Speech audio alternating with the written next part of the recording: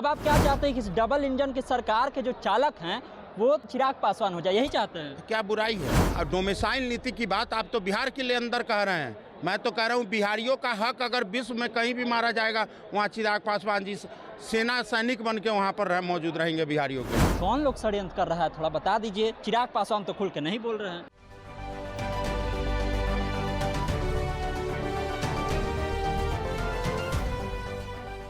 नमस्कार, स्वराज पोस्ट देख रहे हैं आप। मेरा नाम है अनिकेत पाठक।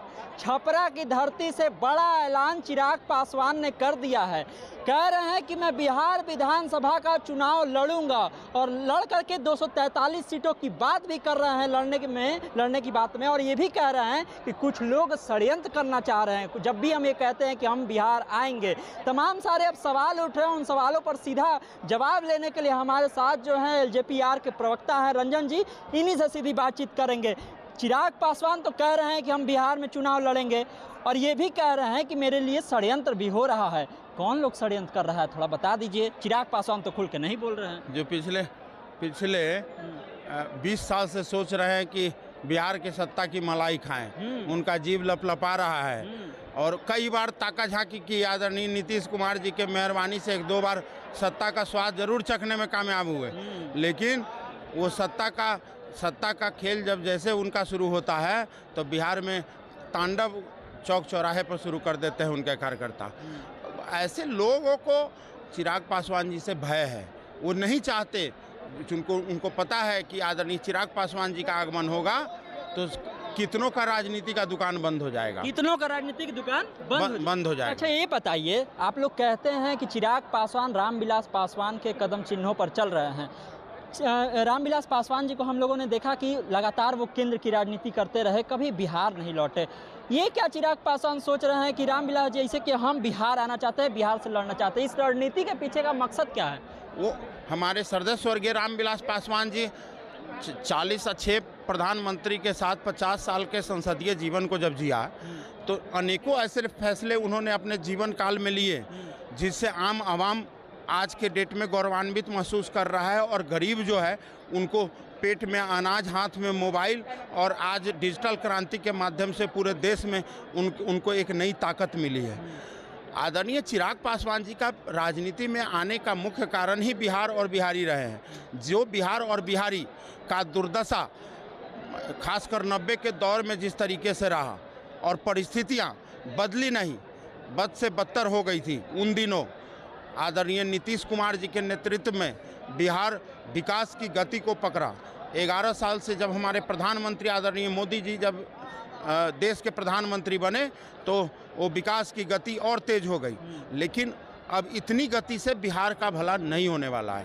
अब हम लोग चाहते हैं कि हम बिहार के अंदर लोक जनशक्ति पार्टी का, हमारे नेता का एक मजबूत प्रतिनिधित्व हो ताकि हम बिहार फर्स्ट, बिहारी फर्स्ट वाली नीतियों वाली सरकार हम बना पाएं। डबल इंजन की सरकार तो चल ही रही है, डबल इंजन की सरकार खींच रही है बिहार को। अब आप क्या चाहते हैं कि इस डबल इंजन की सरकार के जो चालक हैं वो चिराग पासवान हो जाए, यही चाहते हैं? क्या बुराई है?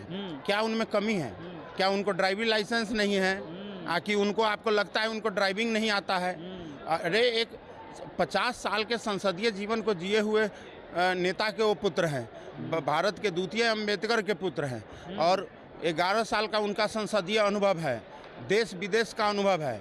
आज युवाओं का विश्वास है, महिलाओं का उन पर अटूट विश्वास है, और ऊपर से बिहार फर्स्ट, बिहारी फर्स्ट वाले हमारे पार्टी का विजन है। आप उस विजन को पढ़िए तो उस सोच के साथ अगर वो नेतृत्व करना ही चाहते हैं तो इसमें बुराई क्या है? बिहार तो कभी न कभी नया नेतृत्व के दौर में तो जाएगा ही जाएगा। तो आदरणीय चिराग पासवान जी अगर आते हैं तो मुझे नहीं लगता कि पूरे देश में उनके जो टाइप के नेता हैं, जो उनके उम्र के नेता हैं, उसमें बहुजन का कोई चेहरा है उससे बेहतर। पगड़ी बांधे हुए हैं और पगड़ी बांध करके पहुंचे हुए हैं। इस बार चुनाव में क्या लग रहा है, किसके सर पर पगड़ी बंधाएगा? मैं एनडीए की बात कर रहा हूं। मैं मान ले रहा हूं कि चलिए एनडीए में आप लोग हैं साथ में, तो एनडीए का अगर सरकार बनता भी है तो बहुत सारी बात हो रही है कि सीएम ये बन जाएंगे, सीएम ये बन जाएंगे। तेजस्वी कह रहे हैं कि इस बार नीतीश कुमार को सीएम बन ही नहीं देगा, सब कोई और बन जाएगा। ऐसा कुछ है क्या? पगड़ी किसके सर होगा? देखिए, मुद्दा सीएम को होने का नहीं है, मुद्दा बिहार को विकसित बिहार बनाने का है। आप देखे होंगे कि जिस तरीके के 90 के दौर में जो हमें बिहार मिला था, 22,000 करोड़ के बजट का बिहार आज 3,17,000 करोड़ पे पहुंच गया। आप देखिए, गली गली में सड़क नहीं थी, लोग सड़क हादसे में मर जाते थे, 1 घंटे के सफ़र के लिए 8 घंटे लगते थे। ऐसी जगहों को सुलभ करके आदरणीय नीतीश कुमार जी और केंद्र में 11 साल से जो मोदी जी का सरकार है, वो बिहार को इंफ्रास्ट्रक्चर के मामले में नंबर 1 कर दिया। आज आप किसी भी बिहार के किसी भी एक कोने से दूसरे कोने में जाने में आप चंद घंटों में आप पहुंच जाते हैं।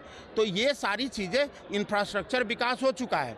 अब एक खेत तैयार हो चुका है, उपजाऊ भूमि बन चुका है, अब उसमें फसल लगा के और आदरणीय चिराग पासवान जी के नेतृत्व में नया बिहार बनाने की बात हो रही है। एक आखिरी सवाल है मेरा, चिराग पासवान ने 2-3 बातें मंच से कही, उसमें कहा डोमिसाइल की बात और दूसरा पलायन का मुद्दा कहा। आपको लगता है कि अब जब चिराग पासवान यहाँ बिहार विधानसभा चुनाव में उनका प्रतिनिधित्व होगा, उसके बाद इन दोनों चीज़ों पर काम हो पाएगा? बिल्कुल होगा।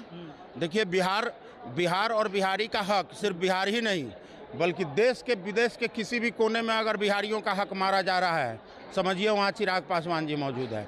चिराग पासवान जी का और हमारी पार्टी का पिछले 20 साल से कोई मजबूत प्रतिनिधित्व बिहार विधानसभा में नहीं रहा है। बिहार की जनता इस बार विधानसभा चुनाव में हम लोग मजबूत प्रतिनिधित्व मिलेगा और आदरणीय चिराग पासवान जी के नेतृत्व में डोमिसाइल नीति की बात आप तो बिहार के लिए अंदर कह रहे हैं, मैं तो कह रहा हूँ बिहारियों का हक अगर विश्व में कहीं भी मारा जाएगा, वहाँ चिराग पासवान जी सेना सैनिक बन के वहाँ पर मौजूद रहेंगे बिहारियों के लिए।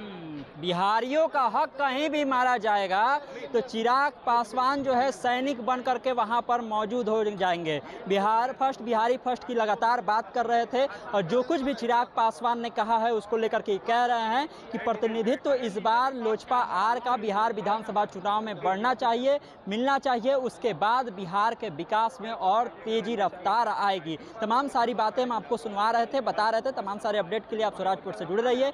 यूट्यूब पर देख रहे हैं हमारे चैनल को सब्सक्राइब कर लीजिए, फेसबुक पेज को लाइक कर लीजिए। धन्यवाद, नमस्कार।